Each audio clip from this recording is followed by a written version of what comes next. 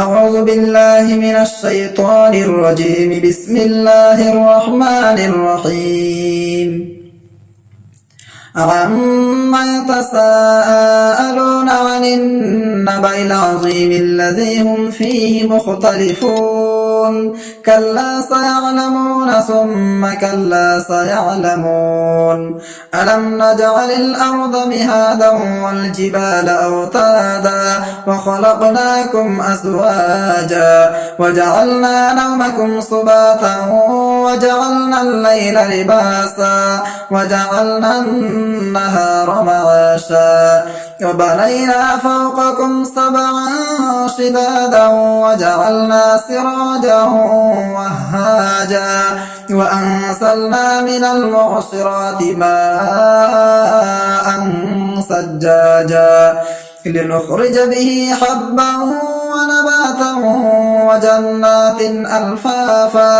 إن يوم الفصل كان ميقاتا يوم ينفخ في الصور فتأتون أفواجا وفتحت السماء فكانت أبوابا وسيرت الجبال فكانت سرابا. إن جهنم كانت مرصادا للطاغين مآبا لابسين فيها أحقابا. لا يذوقون فيها بردا ولا شرابا إلا حميما وغساقا جزاء وفاقا. إنهم كانوا لا يرجون حسابا وكذبوا بآياتنا كذابا وكل شيء أحصيناه كتابا فذوقوا فلن نزيدكم إلا عذابا.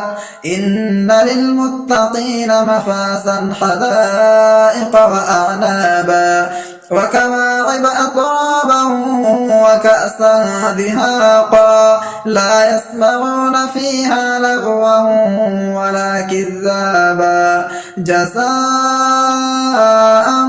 من ربك عطاء حسابا. رب السماوات والأرض وما بينهما الرحمن لا يملكون منه خطابا. يوم يقوم الروح والملائكة صفا لا يتكلمون إلا من أذن له الرحمن وقال صوابا. ذلك اليوم الحق فمن شاء اتخذ إلى ربه مآبا. إنا أنذرناكم عذابا قريبا يوم ينظر المرء ما قدمت يداه ويقول الكافر يا ليتني كنت ترابا. صدق الله العظيم.